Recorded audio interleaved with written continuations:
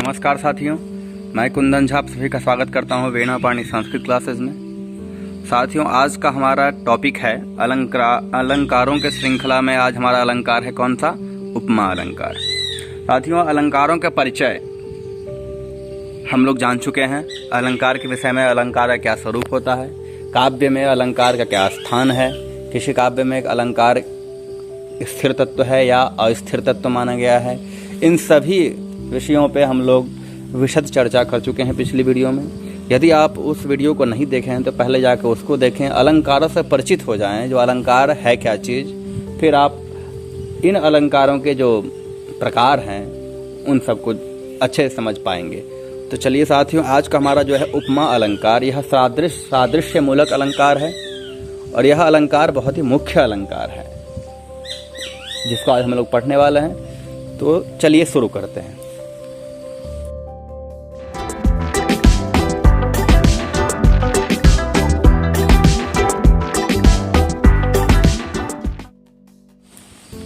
साथियों, यह जो उपमा अलंकार है यह सादृश्य मूलक अलंकार है, यह तो हम बताए हैं आपको। और सादृश्य मूलक अलंकार हैं कितने? तो 29।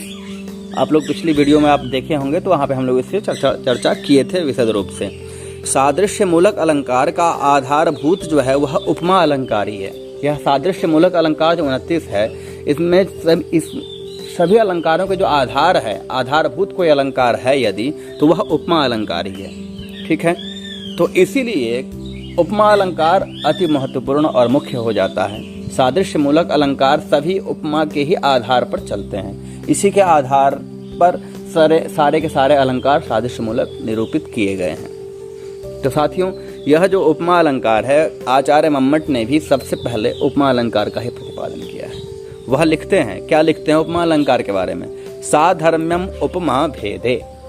साधर्म्यम, जहाँ पे समान धर्म की भाषा हो, जहाँ पर समान धर्म को कहा जाए, वह है उपमा अलंकार। यह समान धर्म किस किस का होगा? तो वही देखिए, साधर्म्यम नाम उपमान उपमेयो एव साधर्म्यम भवति। मतलब उपमान और उपमेय में ही जो साधर्म को बताता है वही है उपमा अलंकार। ठीक है, इसको और डिटेल में हम आगे चर्चा करेंगे, अभी इतना ही समझिए।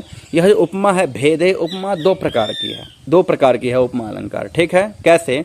तो पूर्णोपमा और लुप्तोपमा, दो प्रकार। यहाँ तक समझ में आ रहा होगा, स्पष्ट है। अब पूर्णोपमा क्या चीज़ है और लुप्तोपमा क्या है, इसको समझते हैं। पूर्णोपमा उपमान, उपमेय, साधारण धर्म, उपमावाचक, इन चारों का ग्रहण होने पर पूर्णोपमा अलंकार होती है। अब चार चीज है, उपमान और उपमेय और साधारण धर्म और उपमावाचक। इन चारों की जो समष्टिगत रूप होता है अलंकारों में, उसी को कहा जाता है पूर्णोपमा अलंकार। पूर्ण नाम से ही स्पष्ट है, जो पूर्ण जो मतलब चारों का चारों जहाँ पर उपयोग किया गया हो। ठीक इसके विपरीत चलिए लुप्तोपमा। लुप्तोपमा में क्या होता है? इन चारों में से एक या दो या तीन का लोप हो जाए तो लुप्तोपमा हो गया। मतलब कहीं न कहीं किसी का लोप होना है इन चारों में से, वह लुप्तोपमा हो गया। ठीक है, अब यह उपमान क्या है, उपमेय क्या है और साधारण धर्म क्या है और उपमावाचक शब्द क्या, कौन कौन से हैं, इन सभी के बारे में संदेह हुआ होगा आपको। चलिए तो हम लोग यह एक एक करके सबको जानते हैं। उपमान क्या है? दो सदृश पदार्थों में प्रायः अधिक गुण वाला पदार्थ जो होता है उसी को उपमान कहा जाता है। ठीक है, जब उपमा अलंकार का प्रयोग करते हैं वहाँ पर दो पदार्थ होता है जिससे आप किसी का उपमान करते हैं, किसी को उपमा लगाते हैं। ठीक है, तो वह जो दो पदार्थ है उसमें जो सबसे अधिक गुण वाला होगा उसी को उपमान कहा जाता है। ठीक है, और उपमेय क्या है? दो सदृश पदार्थों में जो न्यून गुण वाला है, जो न्यून गुण वाला होता है उसको क्या कहते हैं? उसी को हम कहते हैं उपमेय। साधारण धर्म क्या होता है? तो दोनों में, उपमान और उपमेय में, जो सौंदर्य होता है या मनोज्ञत्व होता है या कोई भी समान धर्म होगा जो दोनों में होगा, किन दोनों में? उपमान में भी और उपमेय में भी, तो उसी को साधारण धर्म कहते हैं जो दोनों में विद्यमान होगा। ठीक, और उपमावाचक शब्द यथा, इव, आगे और पढ़ेंगे, तुल्य, सदृश इत्यादि वगैरह भी, इस सब के क्या है? यह उपमावाचक शब्द है। यह एक कीवर्ड है इसका, यह दिखने से आपको समझ में आ जाएगा यहाँ उपमा अलंकार है। ठीक है, तो चलिए आगे देखते हैं क्या है। अरे एक उदाहरण समझ लेते हैं। इस सब उपमान क्या है, उपमेय क्या है, उपमावाचक क्या है, साधारण धर्म क्या है। देखिए उदाहरण है मुख चंद्र एवं सुंदरम, अर्थात मुख चंद्रमा के समान सुंदर है।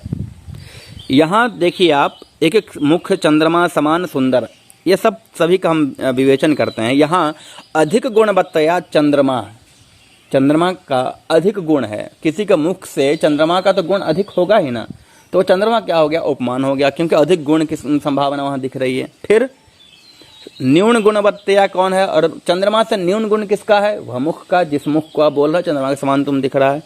और सौंदर्य या मनोज्ञत्व साधारण धर्म, साधारण धर्म क्या है, दोनों में, मुख में भी और चंद्रमा में भी, दोनों सुंदर है, दोनों में सौंदर्यत्व है, यह साधारण धर्म हो गया।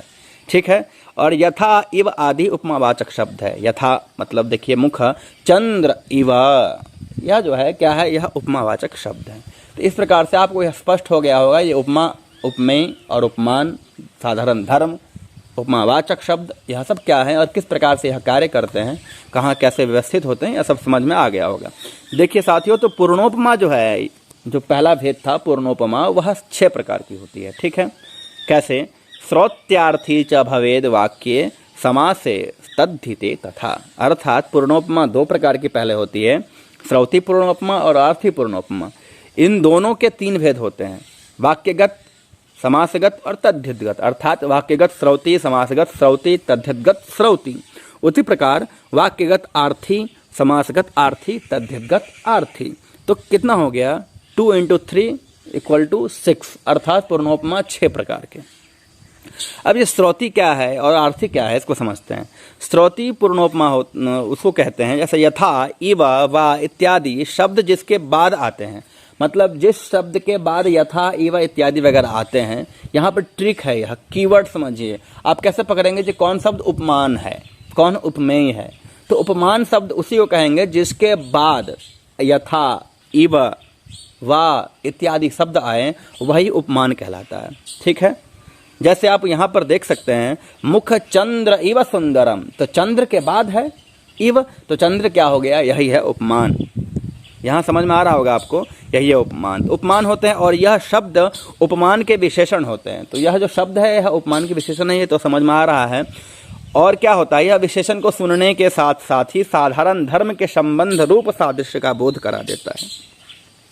जब हम इसका सुनते हैं, जब मुख चंद्र एवं सुंदरम, तो सुनने से ही इन दोनों के साधारण धर्म जो है, सौंदर्यत्व का बोध हो जाता है। ठीक है। सुनने मात्र से, शब्द के सुनने मात्र से ही, तो इसी को क्या कहते हैं, श्रौती, सुनने मात्र, इसलिए श्रौती पूर्णोपमा कहा गया इनको। ठीक है। आर्थिक क्या है, ठीक इसके विपरीत, तुल्य, सदृश आदि दूसरे प्रकार के उपमावाचक शब्द कभी उपमान के साथ तो कभी उपमेय के साथ, कभी दोनों के साथ अन्वित होता है, उसे ही आर्थी कहते हैं, उसे ही आर्थी उपमा कहते हैं। अर्थात यह जो शब्द है वहाँ पर क्या था, यथा इव, यहाँ पर क्या है, तुल्य, सदृश, यह शब्द जो है कभी उपमा के साथ तो कभी उपमेय के साथ या दोनों के साथ अन्वित होता है। तो अन्वित होकर क्या, विचार करके यह हम जानते हैं, इसके अर्थ को जानते हैं, तब हम डिसीजन में पहुँचते हैं। इसी प्रकार से विचार के बाद हम पता चलता है हमें इसके अर्थ के बारे में, तो इसलिए आर्थी उपमा कहलाता है। ठीक है। तो आर्थी उपमा में 2 कीवर्ड है इसका। आर्थी उपमा कैसे समझ में आएगा, जहाँ पर तुल्य और सदृश शब्द का प्रयोग होगा उसको आर्थी उपमा कहेंगे। यहाँ पर इतना समझ में आ रहा होगा आपको। चलिए आगे देखते हैं। अब यह वाक्यगत, समासगत और तद्धितगत 3 प्रकार के और दोनों के भेद बताए गए थे, भेद प्रभेद बताए गए थे। वाक्यगत क्या होगा, समासगत क्या होगा, ये दोनों 2 एक ही प्रकार चलेंगे, वाक्यगत और समासगत, जिसमें यथा, इव का इव, वा आदि तथा तुल्य, सदृश शब्दों के प्रयोग के आधार पर ही होता है। मतलब जहाँ पर वाक्यगत और समासगत क्या है, यथा, इव, वा अथवा तुल्य, सदृश, इन सभी शब्दों के प्रयोग के आधार पर जहाँ पर उपमा, उपमेय या उपमा अलंकार दिखाया जाता है, वहाँ पर वाक्यगत, समासगत, श्रौती, आर्थी उपमा होगी। ठीक है। तद्धितगत में क्या है, तेन तुल्यम क्रिया चेद्वति तत्र तस्यैव, इन 2 सूत्रों से वति प्रत्यय होने पर तद्धितगत उपमा होती है। अब तद्धितगत उपमा कब होगी, जब यह इन दोनों सूत्रों के द्वारा वति प्रत्यय होगा, तब तद्धितगत श्रौती या आर्थी उपमा होगी। ठीक है। अब अब कहे समझेंगे जो कौन सा श्रौती है कौन सा आर्थी। तत्र तस्यैव वति प्रत्यय श्रौती उपमा, मतलब तत्र तस्यैव सूत्र के द्वारा जब इव अर्थ में प्रयोग होगा और इव वति प्रत्यय होगा, ठीक है, और वति प्रत्यय होने पर वह श्रौती पूर्णोपमा कहलाएगी, ठीक है। उसी प्रकार तेन तुल्यम क्रिया चेद्वती, इस सूत्र के द्वारा जब वति प्रत्यय करेंगे इव अर्थ में तो वहां पर आर्थी पूर्णोपमा कहलाएगी, ठीक है। साथियों इसी प्रकार हम पूर्णोपमा को जान गए, 6 भेद है, किस प्रकार से वह कार्य करता है, ठीक है। अब देखिए लुप्तोपमा के 19 भेद हैं, इसको ध्यान समझिएगा, यह 19 भेद हैं, थोड़ा समझ में आ जाएगा, एक एक करके हम इसको समझते हैं, ठीक है। धर्म लुप्तोपमा 5 प्रकार के हैं, क्या है, तो जहाँ पर धर्म ही, जहाँ पर साधारण धर्म का लोप हो जाता है उसी को धर्म लुप्तोपमा कहते हैं, ठीक है। जैसे वाक्यगत श्रौती धर्म लुप्ता, वाक्यगत आर्थी, फिर समासगा श्रौती, फिर समासगा आर्थी, तद्धितगा आर्थी, धर्म लुप्ता। इस प्रकार से हो गए 5, ठीक है, 6 नहीं होते 5 ही होते हैं। वाचक लुप्तोपमा, जहाँ पर वाचक का ही लोप हो जाए उसको कहते हैं, वह 6 प्रकार के हैं। जहाँ वह 6 प्रकार कौन कौन से हैं, तो समासगा वाचक लुप्ता, कर्मणि क्यची वाचक लुप्ता, मतलब कर्म में क्यची प्रत्यय होने पर जो वाचक लुप्ता होता है वह, आधार क्यची मतलब आधार में क्यची प्रत्यय होने पर जो वाचक लुप्ता होगा वो, क्यंग प्रत्यय में वाचक लुप्ता, और कर्म में णमुल प्रत्यय होने पर वाचक लुप्ता, कर्तरी णमुल प्रत्यय और कर्ता में णमुल प्रत्यय होने पर वाचक लुप्ता। इस प्रकार के 6 प्रकार वाचक लुप्तोपमा। उपमान लुप्तोपमा भी 2 प्रकार के हैं, वाक्यगा उपमान लुप्ता और समासगा उपमान लुप्ता। धर्मवाचक लुप्तोपमा 2 प्रकार के, क्विप गता धर्मवाचक लुप्ता, क्विप प्रत्यय जहाँ पर होगा उसको कहेंगे धर्मवाचक लुप्तोपमा। समासगा और धर्मवाचक लुप्तोपमा दूसरे प्रकार हो गए। धर्मोपमान लुप्तोम, धर्म जहाँ पर है और उपमान ये दोनों का लोप हो जाए तो वहाँ ऐसे 2 लुप्तोपमा प्रकार है इनका, क्या है, तो वाक्यगा धर्मोपमान लुप्ता, समासगा धर्मोपमान लुप्ता। इस और अगला देखिए, अगला है और 2 वाचकोपमेय लुप्तोपमा, मतलब वाचक का और उपमेय का इन दोनों का लोप हो जाए तो एक प्रकार का बनता है, क्या, क्यच प्रत्यय वाचकोपमेय लुप्तोपमा, क्यच प्रत्यय में वाचक और उपमेय का लोप हो जाने वाला उपमा, ठीक है।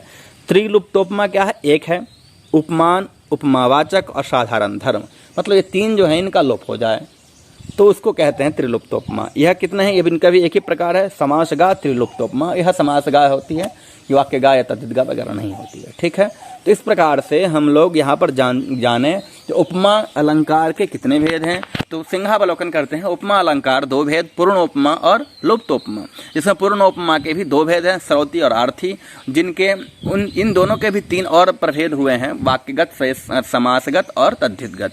तो इस प्रकार से पूर्णोपमा 6 प्रकार के और आर्थी उपमा और हाँ पूर्णोपमा 6 प्रकार के। इसी प्रकार लुप्तोपमा जो है वह कितने प्रकार के हो गए, वह 29 प्रकार के हो गए हैं, धर्मवाचक, उपमानवाचक इत्यादि वगैरह को लेकर के।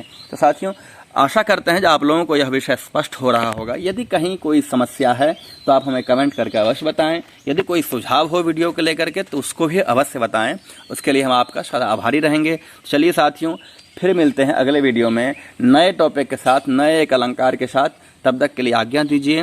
जयतु भारतम, जयतु संस्कृतम, धन्यवादाः।